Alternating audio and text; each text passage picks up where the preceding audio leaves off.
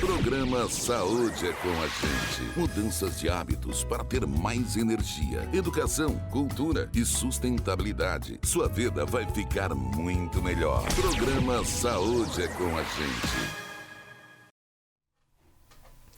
Olá, está começando mais uma edição do programa Saúde é com a gente.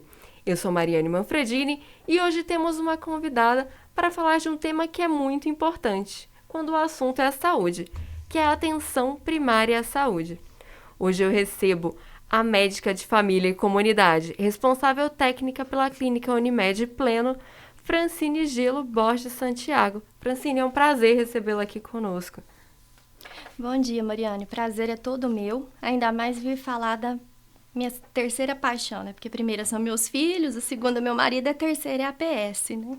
É um prazer para mim estar aqui representando a Unimed e, sobretudo, a clínica Unimed Pleno. Então, doutora, me conta o que é atenção primária à saúde? Mariane, os setores de saúde são categorizados em setor primário, secundário e terciário. O secundário seria, assim, no nível das especialidades, os especialistas focais, de coração, de cérebro, de rim, enfim. O terciário já seria mais aquele setor hospitalar, os exames de maior complexidade. E a atenção primária, por definição, em 2004, quando teve um Conselho Nacional de Secretários de Saúde, ela foi definida como um conjunto de intervenções de saúde no âmbito individual e coletivo, né, que visavam promover a saúde, prevenir doenças, né, garantir o diagnóstico e a reabilitação. Ela tem alguns princípios que a regem, como o da universalidade, da acessibilidade, continuidade, a integralidade e a responsabilização e humanização. Na APS, o indivíduo ele não é visto por partes, ele é visto como um todo, né? A forma com que esse indivíduo enxerga a sua doença, a forma com que a doença dele interfere na relação dele no trabalho, na relação dele com a sociedade, na relação dele com os amigos, com a família, nos grupos religiosos dele, e também como que são as dinâmicas de relacionamento nesses âmbitos. Na APS também, uma coisa que é muito relevante a gente notar é que o paciente ele é personagem do processo de adoecimento dele, né? E do tratamento e o manejo das condições de saúde dele, né? Ele deixa de ser o espectador em que um médico vai lá e impõe um tratamento, impõe uma rotina, e ele passa a fazer parte daquilo. Então, tudo é compartilhado e pactuado com esse paciente, né? De acordo com o desejo e as necessidades dele. Sim. E qual que é a importância de se prevenir doenças? Bom, no cenário atual de crise econômica, de um SUS saturado, uma previdência saturada, a primeira importância é a econômica. Né? É mais barato você prevenir um paciente de ficar doente do que tratar ele depois. E como a gente já conhece longitudinalmente esse paciente, a gente já consegue prever as possíveis causas de adoecimento dele, né? Seja pela parte genética, seja pela relação familiar dele, pela relação dele com o trabalho, né? E no segundo momento, ninguém gosta de ficar doente, né? Exceto alguns transtornos mentais, ninguém gosta de ficar doente, né? É o principal benefício. Não é? E por que a continuidade desse acompanhamento, desse atendimento é importante? Bom, essa continuidade, ela é um dos princípios da PS denominado longitudinalidade. E como aquele autor que eu já citei, o Starnfield, a continuidade é lidar com o crescimento, né?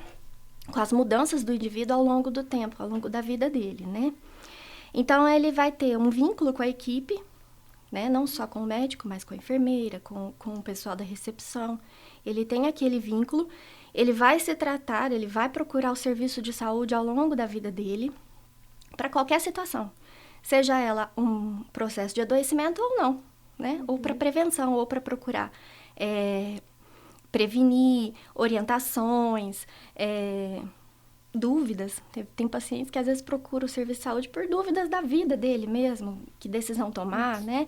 E como a equipe conhece ele longitudinalmente, a equipe é capaz de saber como que ele se comporta, né? Cuida dele ao longo da vida dele, né?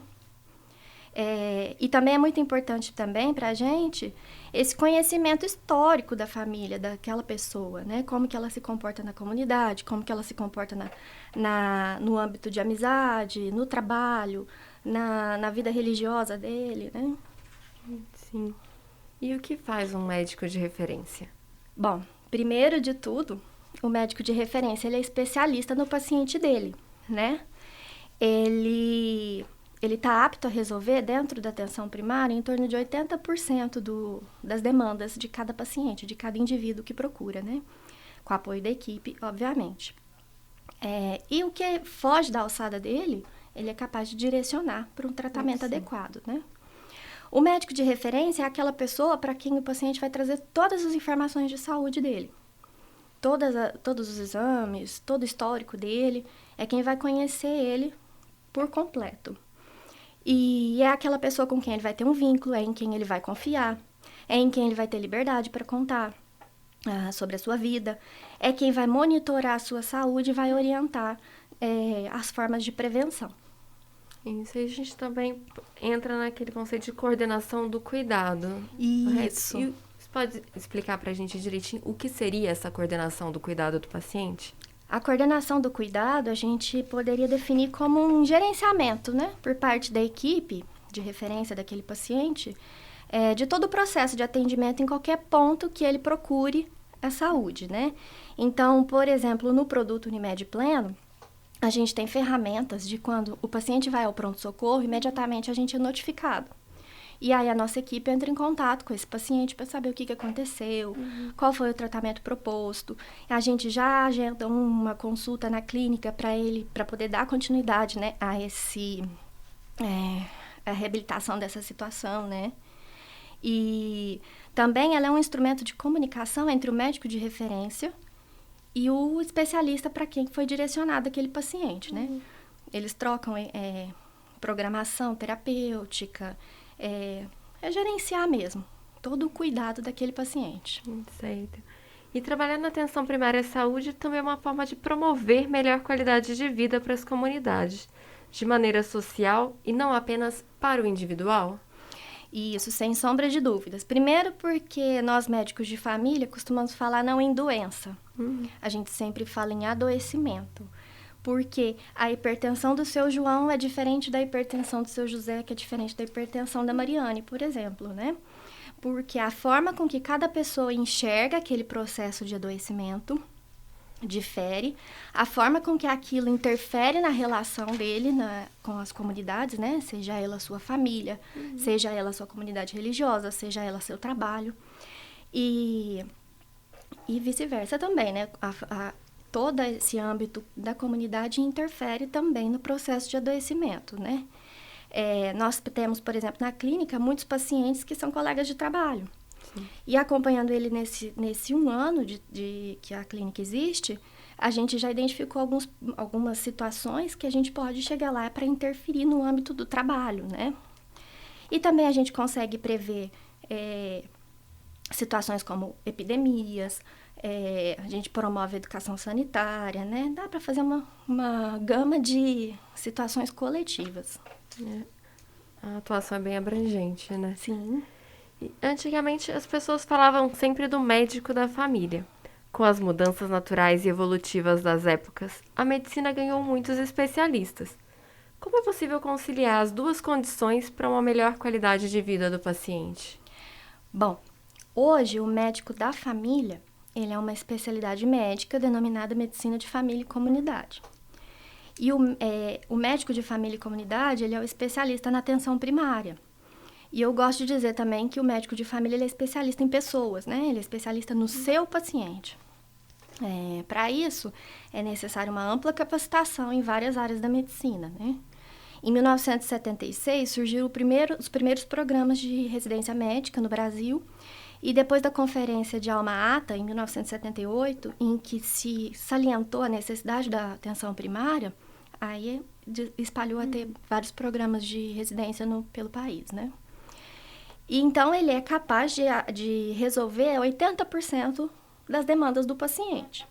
Aquilo que foge da capacidade técnica dele, ele direciona para o especialista, sempre usando a coordenação do cuidado. O paciente vai retornar para ele dar continuidade, né, ao tratamento, ao acolhimento daquele paciente, através desses canais de comunicação.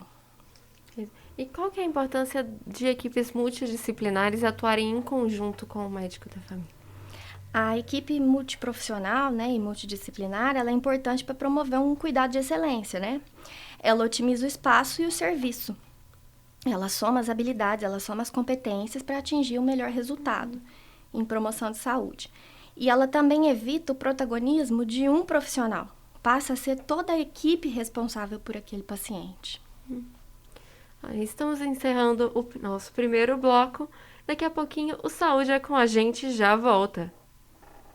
Programa Saúde é com a gente. Mudanças de hábitos para ter mais energia. Educação, cultura e sustentabilidade. Sua vida vai ficar muito melhor. Programa Saúde é com a gente. Estamos de volta com Saúde é com a gente. Eu sou a Mariane Manfredini e hoje eu estou recebendo a médica de família e comunidade, responsável técnica pela clínica Unimed Pleno, Francine Gelo Borges Santiago. Francine, vamos continuar a nossa conversa. Como doutora, como que você vê a saúde a partir de agora? O que a gente pode fazer e pode pensar para cuidar melhor e para nos mantermos saudáveis? Bom, Mariane, nesses dias tão intensos que a gente vive, né, nós temos muitos ensinamentos para extrair de toda essa situação que a gente está vivendo, né? O primeiro de tudo que eu pude observar dos pacientes, dos familiares, né, enfim, é que nós devemos nos preocupar mais com a nossa saúde mental. Ela andava em terceiro, quarto, último plano. Então, o que nós temos feito para trazer prazer para nós mesmos? Quanto tempo nós temos tido para nós mesmos, para nos conhecermos, para ter contato com quem nós somos, né? Nós realmente nos conhecemos? O que nós temos colocado em primeiro lugar antes de nós? Eu mesmo, quando você me apresentou, eu não me coloquei em primeiro lugar. Eu coloquei minha família em primeiro lugar, depois a profissão, né? Em seguida, nós devemos pensar o quanto nós temos nos preocupado com o outro, nos responsabilizado pelo outro, né? Nós moramos em uma região que já se pode dizer que é endêmica de dengue. A gente tem cuidado do nosso lixo, a gente tem cuidado dos criadouros. A gente passa repelente quando a gente está com dengue para que o mosquito não nos pique e pique a outra pessoa, transmita para outra pessoa. A gente tem o hábito de usar máscara quando a gente está resfriado para não passar para outra pessoa.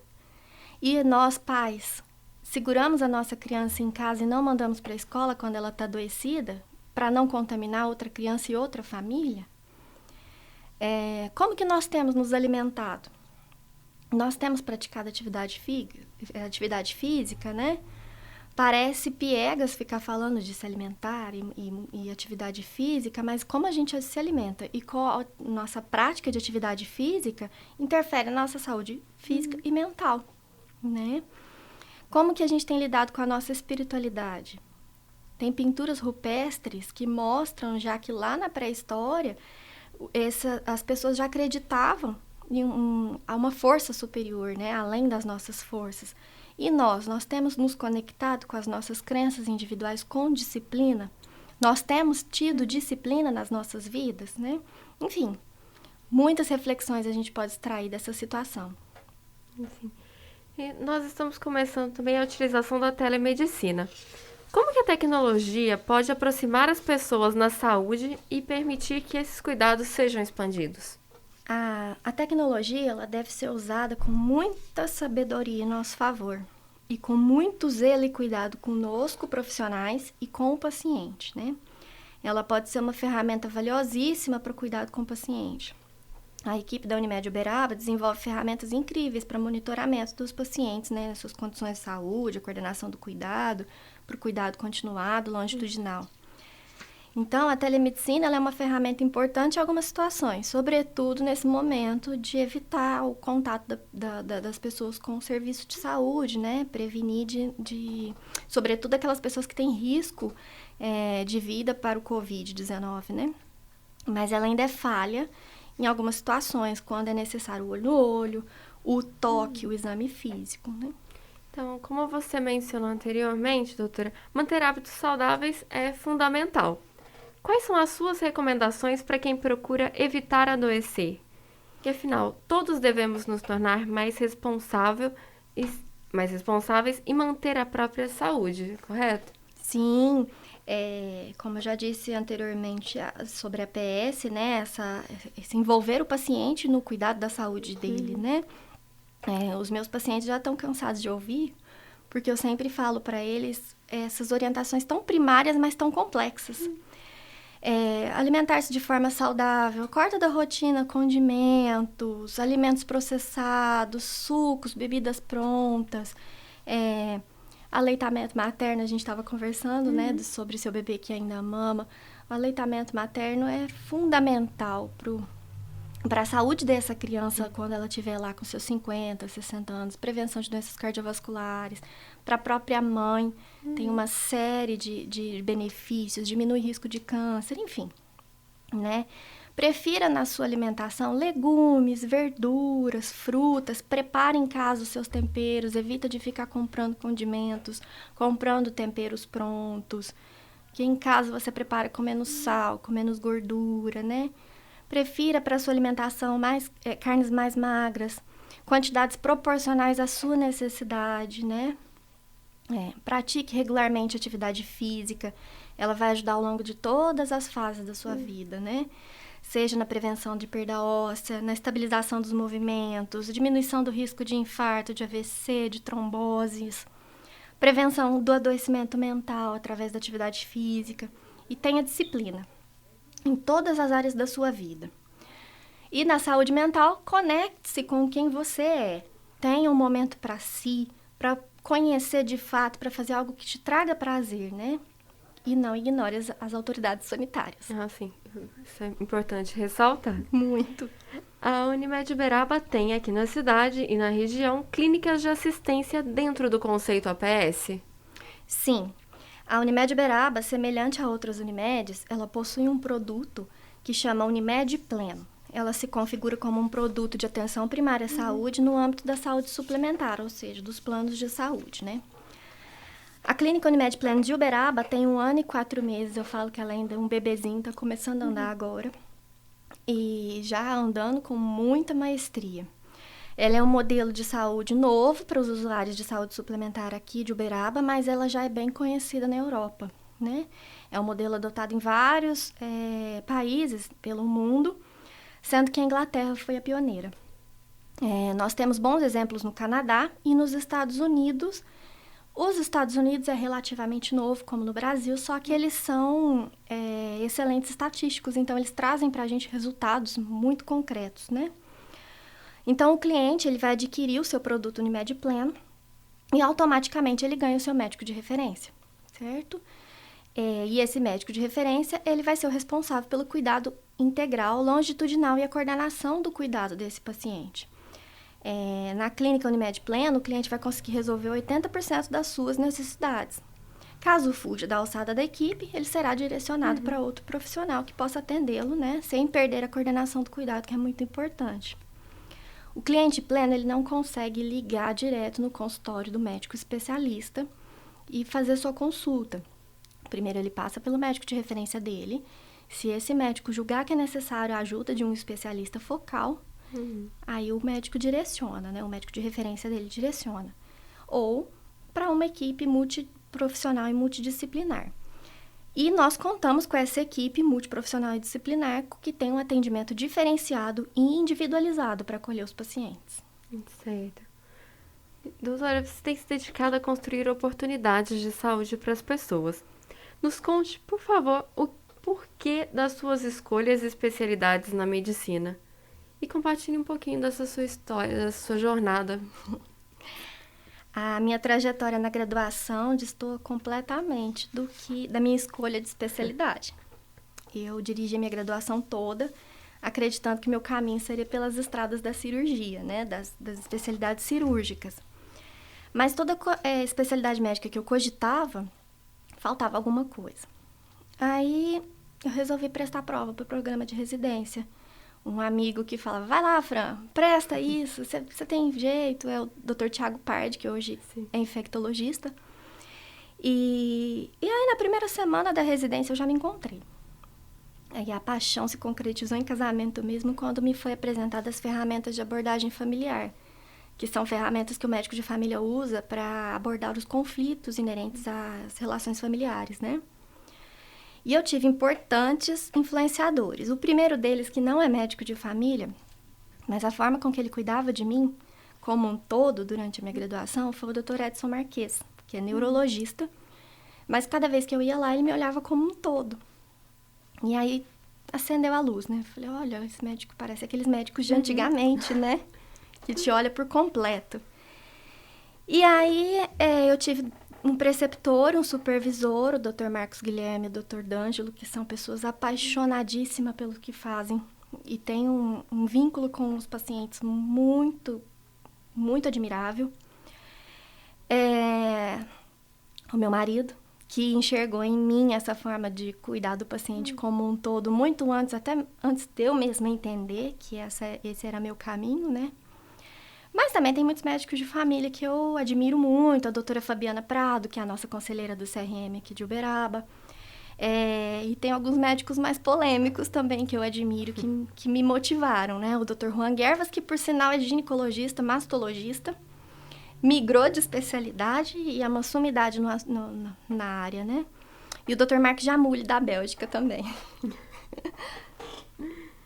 E é muito desafiante para quem está na linha de frente durante essa pandemia. É muito desafiante para quem está na linha de frente durante essa pandemia. Por que você se manteve determinada e trabalhando tanto todos os dias? Como que é a sua visão do novo médico e da nova médica? Bom, realmente é um desafio muito grande, né? Porque apesar de médicos, nós temos família, nós temos amigos e nós temos saudade dessas pessoas, né? Eu, por exemplo, faz 5 meses que eu não vejo meus pais, não encontro com os meus amigos, né? Não vejo meu irmão, minha sobrinha, minha cunhada, por zelo por eles mesmo, né? E eu me mantive ativa porque eu não conseguiria ficar em casa de braços cruzados, não. Eu sou muito agitada, muito proativa. Quem me conhece parece que eu sou ligada na tomada. E quando a Unimed criou alguns recursos para que os clientes não ficassem desassistidos, eu e outros cooperados, nós nos unimos nesse propósito, né? Para manter sempre a prática da profissão médica, para acolher esses pacientes que estavam desassistidos. Então, essa foi a minha motivação. E eu não vejo que existe um novo ou um velho médico, uma nova ou uma velha médica, né? Nós temos que sempre estarmos prontos para nos reinventar, para nos adaptar com bastante plasticidade ao contexto vivido. Sim. E no cooperativismo, os valores de cooperação são importantes e definitivos. Nesse momento, muitas iniciativas da Unimed Uberaba cooperaram para Uberaba e mais de uma dezena de municípios, alcançando milhares de pessoas. Como é fazer parte dessa missão? Eu tenho um orgulho enorme de ser parte da cooperativa, que tem se empenhado tão arduamente pelo bem-estar dos seus clientes de Uberaba e região, né? Todos nós estamos enfrentando uma situação completamente nova e que exige de nós mudanças o tempo todo, né?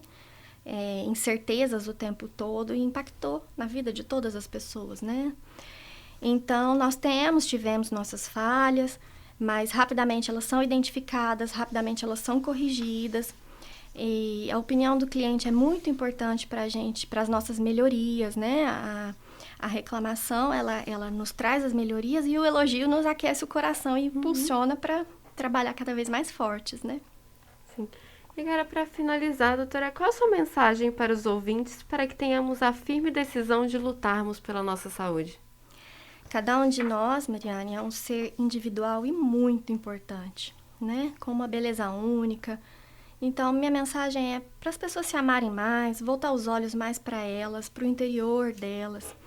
Deixa a alma falar mesmo, siga a vontade da alma. Eu estou no caminho que eu queria estar, eu estou feliz no que eu estou fazendo. Sempre é tempo para mudar, sempre é tempo para buscar aquilo que a sua alma está pedindo para você fazer, né? Cuide-se mais, consultem-se regularmente, cuidem da saúde mental, ponham a saúde mental em primeiro plano. Protejam-se, proteja o próximo. Seja ele ou esse próximo, a sua família, o seu amigo, o seu vizinho, o seu colega de trabalho, ou até aquela pessoa que você não conhece, mas que uma atitude sua pode influenciar na vida daquela pessoa e da família daquela pessoa. Sim. Doutora Francine, muito obrigada pela sua participação, pelos esclarecimentos, pela sua contribuição com tantas informações. Obrigada a mim, né, Mariane, pela oportunidade. O Saúde é com a gente fica por aqui. Compartilhe com seus amigos e familiares o que você ouviu. Obrigada pela sua audiência e eu te espero no próximo sábado, às 7h30 da manhã, aqui no Saúde é com a gente.